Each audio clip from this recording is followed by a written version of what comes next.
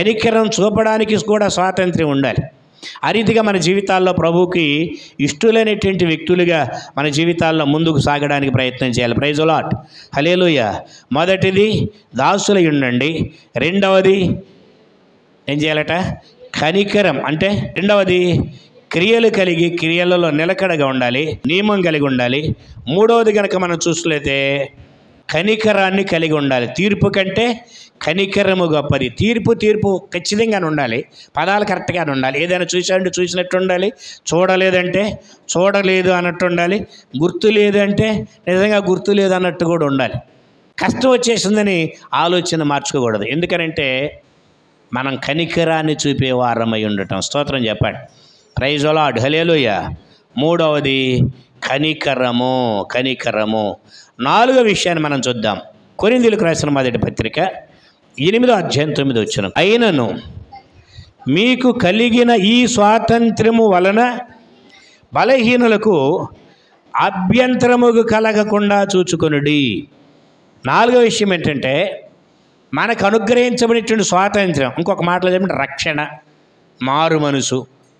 ఇదట ఇతరుల యొక్క స్వాతంత్ర్యానికి ఇతరులకు అభ్యంతరం లేకుండా ఉండండి అన్నాడు. మనం చేసే క్రియలను బట్టట ఇతరులు అభ్యంతర పడకుండా జాగ్రత్త పడాలట. ఇది తప్పు కాకపోవచ్చు, కానీ ఆ పదం మాట్లాడకూడదు. గోదావరి జిల్లాల్లో మాట్లాడే ఒక మాట తీసుకుపోయారు, ఎత్తుకుపోయారు అనే దానికి, దొంగిలించారు అనే పదానికి వేరే పదాన్ని వాడతారు. అదే పదం మన కృష్ణా జిల్లాలో మాట్లాడితే అదేమవుతుంది? బూత్ అవుతుంది, అంతే కదా. అందుకని ఒకవేళ నీకు అది అభ్యంతరం కాకపోవచ్చు, కానీ ఇక్కడ మాట్లాడే వాళ్ళకి ఏమైంది? బలహీన పడకుండా నీవు ఆ పదాన్ని మార్చుకొని తీసుకుపోయారు, ఎత్తుకుపోయారు, లాక్కుని పోయారు అనే పదాన్ని వాడాలి, కానీ ఆ పదాన్ని ఇక్కడ వాడడానికి వీలు లేదు. కొన్ని విషయాలు తెలుసుకోవాలి అభ్యంతరం లేకుండా. అట్లాగే మనం చేసే భోజనాన్ని బట్టి కానీ పానాన్ని బట్టి కానీ ఇతరులకు అభ్యంతర కలగకుండా మన భోజనం ఉండాలి. మనం తిండిబోతుల్లా కనబడకూడదు. ఎట్లా ఉండకూడదట? తిండిబోతుల్లా కనబడకూడదు. అందుకని ఆ విషయాలు కూడా పైన మీరు రాశాడు. భోజనమును బట్టి దేవుని ఎదుట మనము మెప్పు పొందము. కనుక తినకపోయినందున మనకు ఏమీ తక్కువ కాదు, తినేను మనకేమీ తక్కువ కాదు. ఎంతసేపు భోజనమే పాట భోజనం. ఈ మధ్యన కోటాలు రాను భోజనం కోటాలు అయిపోయినాయి. గృహ కూడికలు కూడా భోజనం కూడికలు అయిపోయినాయి. కరోనా తర్వాత ఒక కోటం భోజనం ఇట్లా మారిపోయింది. ప్రియమైనటువంటి దేవుని బిడ్డలారా, భోజనం అంటే ఇతరులకు అభ్యంతరం కలగకుండా ఉండడానికి మనం భోజన విషయంలో చాలా జాగ్రత్తగా ఉండాలి. ప్రైజ్ ది లార్డ్, హల్లెలూయా. అందుకనే ఇతరులకు అభ్యంతరం కలగకుండా మన స్వాతంత్ర్యం ఉండాలి. ప్రైజ్ ది లార్డ్, హల్లెలూయా. అందుకనే మనం ఈ విషయాలు ఎట్లా ఉండాలి? ఏ విషయాలైతే రక్షించబడేటప్పటికీ బలహీనంగా ఉన్నామో ఆ విషయంలో మరలా తిరిగి మనం బలవంతులం అవ్వాలి. ఏమవ్వాలట? బలవంతులం అవ్వాలి.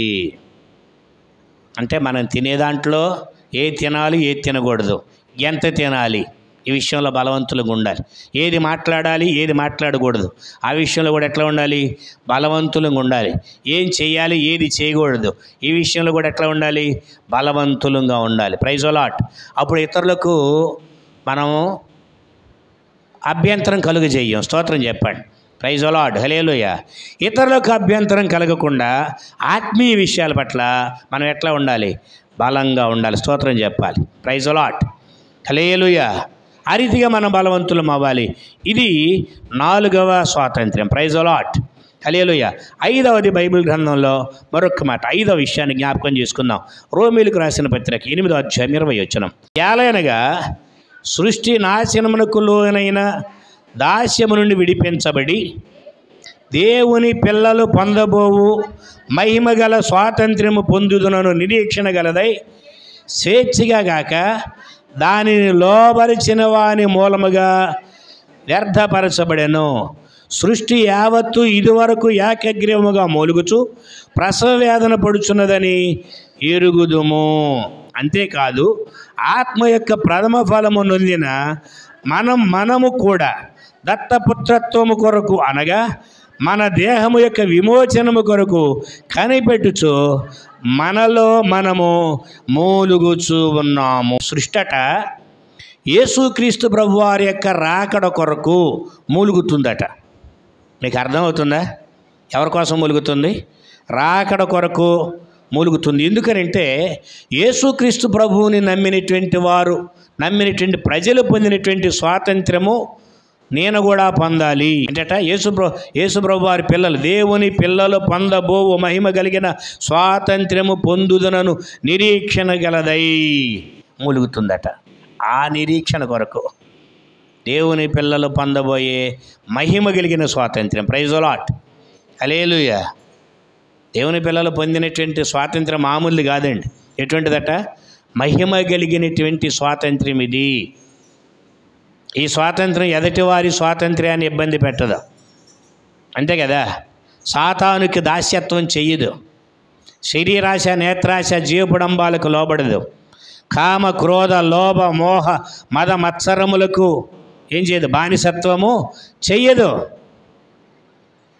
క్రీస్తు ప్రభువుకు లోబడుతుంది, ప్రేమకు లోబడుతుంది, పరిశుద్ధతకు లోబడుతుంది, నీతికి లోబడుతుంది, యథార్థతకు లోబడుతుంది, సత్యానికి లోబడుతుంది, వాక్యానికి లోబడుతుంది. Praise the lord.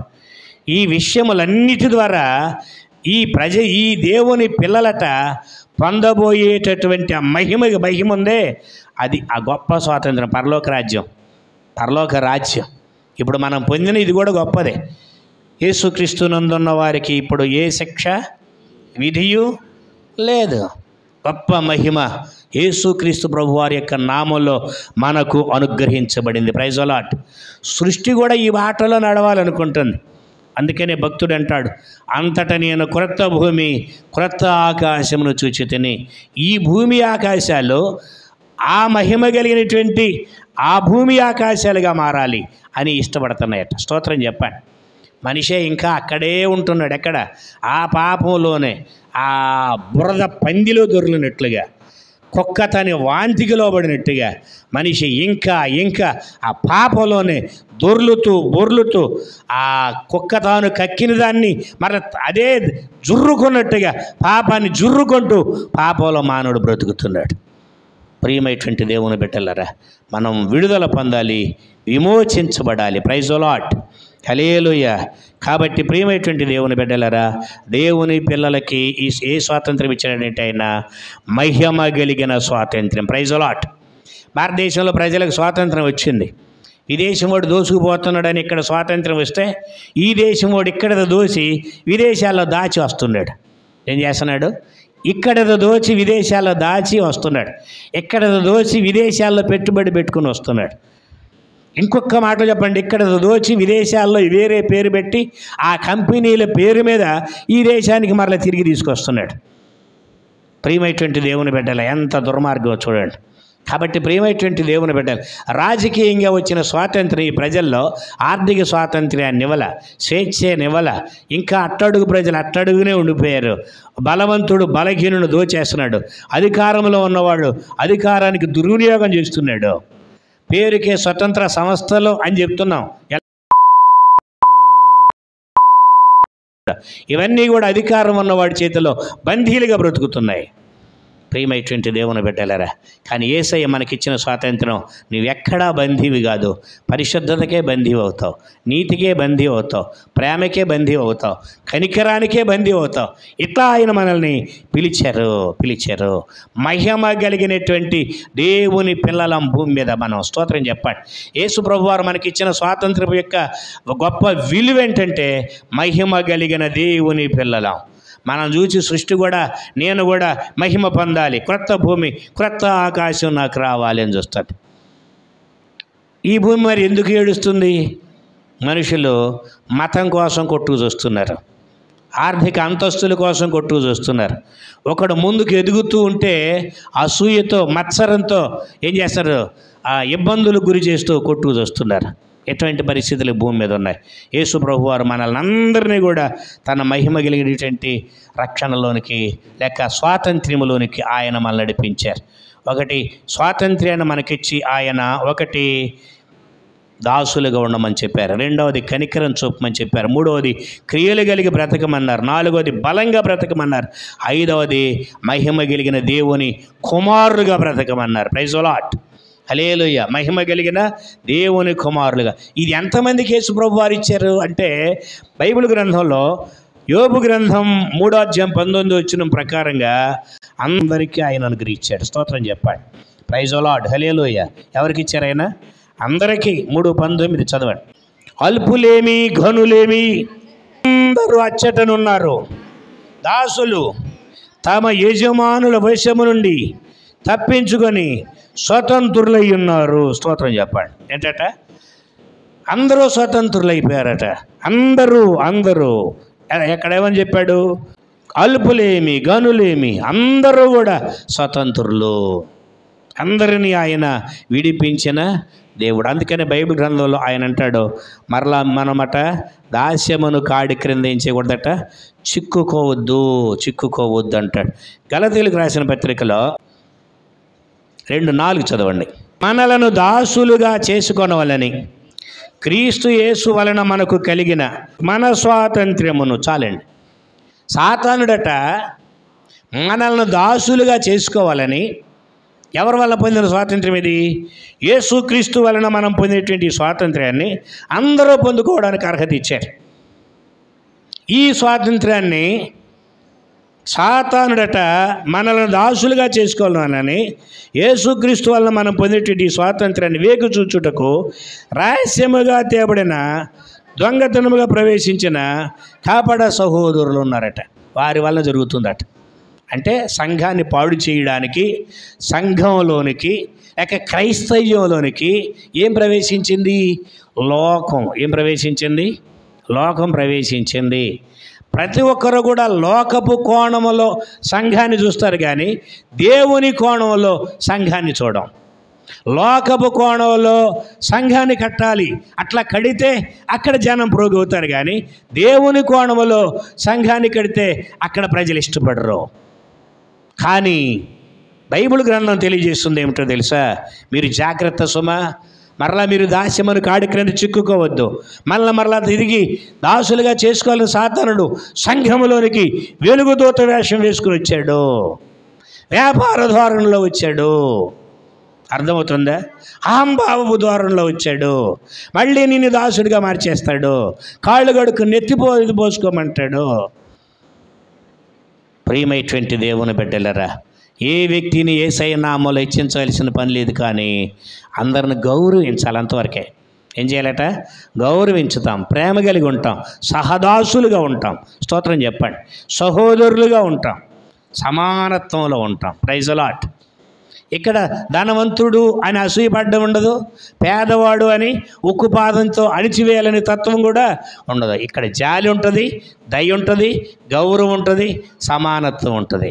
అది ఒక్క యేసుక్రీస్తు ప్రభువే చేయగలడు.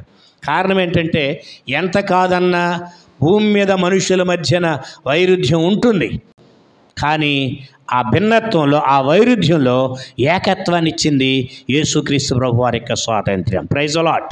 హల్లెలూయా. అటువంటి స్వాతంత్ర్యము కలిగి ప్రభు బిడ్డలుగా ముందుకు సాగుదాం. అట్టి కృప ప్రభు మనకు అనుగ్రహించునుగాక. Amen. Praise the lord. Hallelujah. చిన్న ప్రార్థన. దయామయుడా పరలోక రాజ్య, మీ ఘనమైన నామానికి వందనాలు, స్తుతులు, స్తోత్రాలు. యేసుక్రీస్తు ప్రభువా, మీరు మాకు స్వాతంత్ర్యాన్ని ఇచ్చారు. ఈ స్వాతంత్ర్యము వాక్కు ద్వారా, మీ పిలుపు ద్వారా, మీ ఆత్మ కార్యము ద్వారా మేము సత్యాన్ని గ్రహించడానికి, సత్యము ద్వారా మేము మీ కుమారులు అవ్వడానికి మీరు చూపిన కృప కొరకు వందనాలు. మీరు మాకు 5 విషయాలు మీరు మాకు బోధిస్తూ వచ్చారు. ఒకటి, ప్రేమ కలిగి ఉండమన్నారు. రెండవది, కనికరం కలిగి ఉండమన్నారు. మూడవది, ఆత్మ సంబంధమైన క్రియలు కలిగి ఉండమన్నారు. ఐదవదిగా, మీలోనైనా వాక్యానుసారమైన జీవితంలో, పరిశుద్ధతలో, ఆత్మానుసారమైన జీవితంలో బలవంతులుగా ఉండడానికి మీరు మాకు ఈ స్వాతంత్రాన్ని ఇచ్చారు. దేవా, ఐదవదిగా ప్రభువా, మహిమ కలిగిన పిల్లలుగా మేము ఉండడానికి మీరు మమ్మల్ని జ్ఞాపకం చేసుకున్నారు. ఈ రీతిగా అనేక రీతులుగా మమ్మల్ని పిలిచారు. ఇతరులకు అభ్యంతరం కలగకుండా నాయన మేము ప్రభువానైనా బలవంతులుగా ఉండడానికి మీ కృప చూపించి నడిపించమని ప్రార్థన చేస్తున్నాం.